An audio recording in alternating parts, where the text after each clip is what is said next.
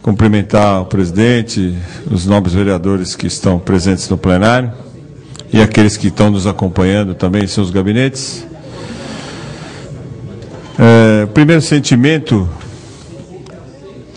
de falar hoje no pequeno expediente, senhor presidente, seria de fazer uma análise sobre os fatos ocorridos na apuração do Carnaval na última terça-feira. Nós não tivemos sessão depois disso e estamos tendo hoje a primeira sessão depois daqueles fatos. Mas eu quero fazer um comentário muito breve em relação a isso. Na minha opinião, as entidades do samba estão cada vez mais profissionais e profissionalizadas. Existe contrato que não é um contrato de valor insignificante com a Rede Globo, existe verba pública, existem patrocínios diretamente direcionados aos enredos das escolas de samba.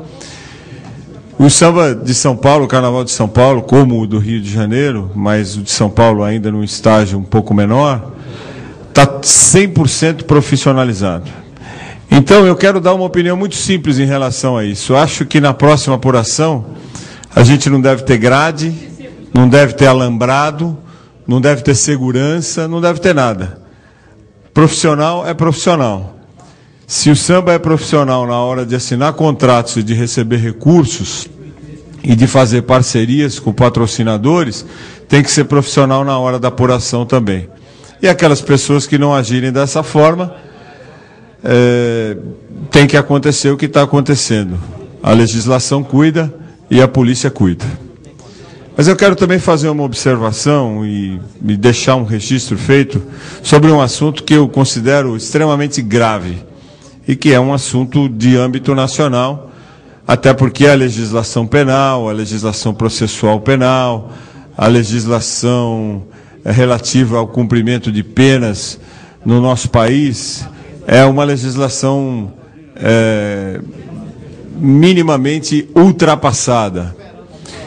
E aí aconteceu aquele fato do senhor Paulo Roberto da Silva, de 43 anos, já com 7 passagens pela polícia e condenado a 8 anos. Estava preso no Rio de Janeiro.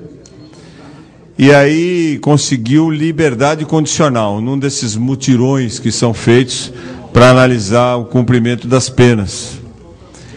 E ele realmente cumpria todos os requisitos da lei. Por isso que eu digo, a lei, vereador Claudinho, precisa definitivamente ser revista. A começar pelo Código Penal, que é de 1940, passando pela legislação processual penal, execução penal.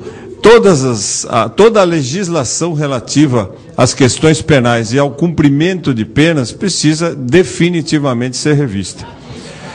Segundo a juíza, essas são notícias que a gente foi buscar na internet, segundo a juíza, o suspeito obteve o livramento condicional porque seu caso preenchia todos os requisitos para obtenção do benefício. O mutirão carcerário verificou que em 2009 ele já havia cumprido metade da pena pelos crimes de roubo e furto. A pena dele era de 8 anos. Então ele já tinha cumprido metade. Aí o que aconteceu? Ele saiu, no dia seguinte ele entrou num ônibus da cidade do Rio de Janeiro e estuprou uma menina de 12 anos de idade. Estava com liberdade condicional. Aí quando foi no dia 25, já com a imagem dele divulgada em todas as televisões, todas as emissoras de televisão do país, ele tentou assaltar 2 outras meninas e foi detido pelas outras pessoas, pelos outros cidadãos que estavam dentro do ônibus e encaminhado à polícia. E aí a juíza suspendeu a liberdade condicional daquele cidadão. Mas isso é a prova de que a legislação definitivamente precisa ser revista. Nós estamos aqui numa atribuição municipal e a única coisa que a gente pode fazer aqui ter um posicionamento firme e definitivo em relação a isso. A gente sabe que tudo isso vai tramitar em Brasília, no Congresso Nacional. Mas está aqui a prova. Essa menina de 12 anos podia ser a neta de Vossa Excelência, podia ser minha filha, podia ser filha do presidente, podia ser filha, como é, filha de um cidadão do Rio de Janeiro, uma menina indefesa, obrigada a andar de ônibus por questões, inclusive, financeiras, não tem outra condição, não é?